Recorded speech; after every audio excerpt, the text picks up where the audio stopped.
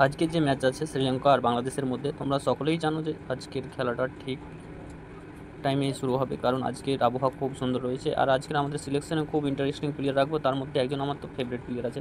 তাহলে চলো ভিডিওটি লম্বা না করে শুরু করি, কাকে কাকে আজকে সিলেকশনে রাখবো। তাহলে সর্বপ্রথম আমরা কিন্তু, তোমরা সবসময় খেলার সময় এই নিয়মটা মেনে চলবে যে বলার যদি খুব ভালো থাকে তাহলে পরে ব্যাটসম্যানগুলো কিন্তু অনেকটা দুর্বল থাকবে এবং রান ভালো করতে পারবে না। তাহলে আজকের বলারগুলোতে সেরকম কোনো ইন্টারেস্টিং নাই, কারণ হচ্ছে এখানে বলার শুধু দুই একজনই ভালো রয়েছে। তার মধ্যে এখান থেকে সাকিব রয়েছে, খুব ভালো বলার, যার উইকেট দুই একটা করে পেয়ে যায়। তাহলে সাকিবকে আমরা আগে রাখবো সিলেকশনের মধ্যে, এবং তোমাদেরকে ভিডিওতেই বলে দেবো সিলেকশনের পরে কাকে কাকে তোমরা ব্যাকআপে রাখতে পারো এবং ক্যাপ্টেন ভাইস ক্যাপ্টেনও করতে পারো। তাহলে আমরা এখান থেকে কিন্তু দুইটা বলারকে রাখছি, যেটা হচ্ছে থিক্সানা। এখান থেকে দুজনকে রাখলাম, দেখতে পাচ্ছ। এখান থেকে তোমরা চাইলে পারে এই প্লেয়ারটি নিয়ে চলতে পারো, রহমানকে, অথচ নাও নিয়ে চলতে পারো। আমি এখন এড়িয়ে রাখবো। এবং এখান থেকে আর দুজন ইন্টারেস্টিং বলারের কথা বলে দিচ্ছি, তাদের যদি খেলায় যদি নামানো হয় তাহলে অবশ্যই তারা সিলেকশনে রাখো। তার মধ্যে কিন্তু তোমরা ফার্নান্ডোকে রাখবে না, কারণ ফার্নান্ডো আজকে টিমে উইকেট পাবেই না। তাহলে এখান থেকে রাখবে না। আহমেদকে তোমরা ব্যাকআপে রাখতে পারো। তারপরে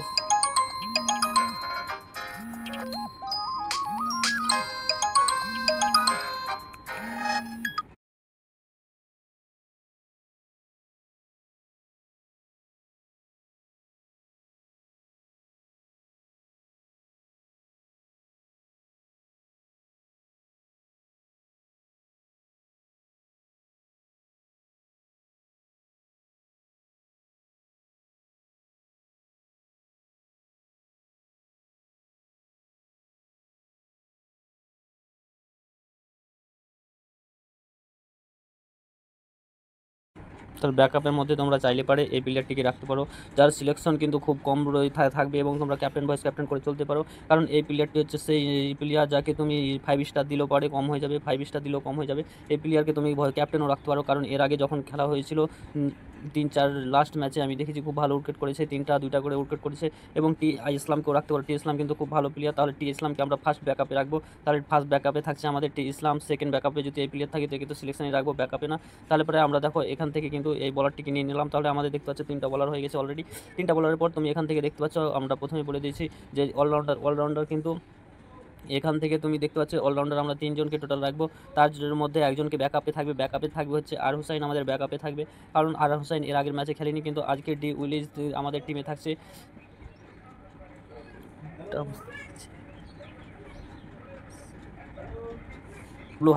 হাসরাঙ্গাকেও আমাদের রাখছি শ্রীলঙ্কা থেকে। এবং এখান থেকে তোমরা একে এড়িয়ে চলতে পারো, কারণ আজকে হাসরাঙ্গা যেহেতু ভালো ব্যাটিং এবং বলার, তার জন্য একে কিন্তু তোমরা এড়িয়ে চলতে পারো।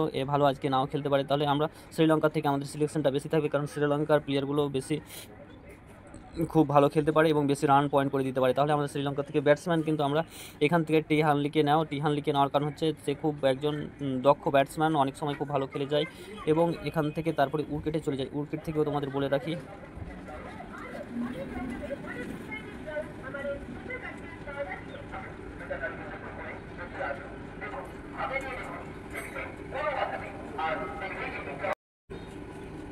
উইকেট কিপার কিন্তু আমাদের এখান থেকে আপাতত দুজনকে রাখার পর তুমি সিলেকশনে কিন্তু এই প্লেয়ারটি রাখতে পারো। এ কিন্তু খুব ভালো একজন ব্যাটসম্যান, এর আগে কয়েক ম্যাচে খুব ভালো পয়েন্ট করেছে। তার জন্য তোমরা একে যদি সিলেকশনে আমরা উইকেট দুজন রাখবো আজকে, যেই থাকুক না কেন। তাহলে পরে আমাদের দুইটা নিয়ে নিলাম যারা এর আগের ম্যাচে খেলেছিল, এবং একে তোমরা ব্যাকআপে রাখবে। তাহলে আমরা 3জন টোটাল পেয়ে যাচ্ছ ব্যাকআপে।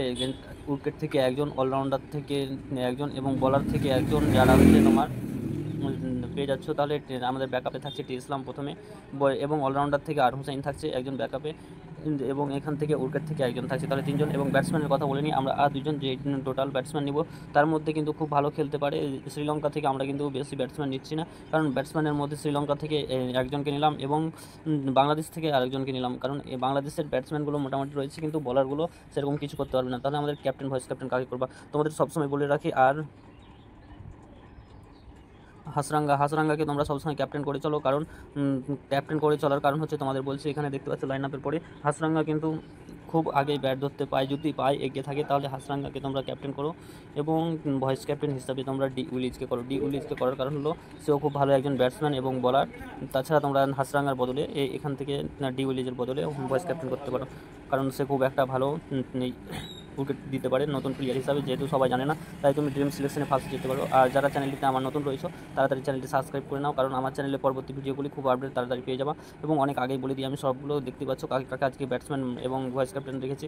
দেখতে পাচ্ছ আমরা বাংলাদেশ থেকে খুব একটা সিলেকশন রাখিনি, একটা বলার নিয়েছি এবং 3টা ব্যাটসম্যান এবং অলরাউন্ডার নিয়েছি হচ্ছে তোমার শ্রীলঙ্কা থেকে 2জন ব্যাটসম্যান, 1জন উইকেট 1জন এবং অলরাউন্ড বলার 1জন। এভাবে আমাদের টিমটা খুব এরকম দেখতে হয়েছে।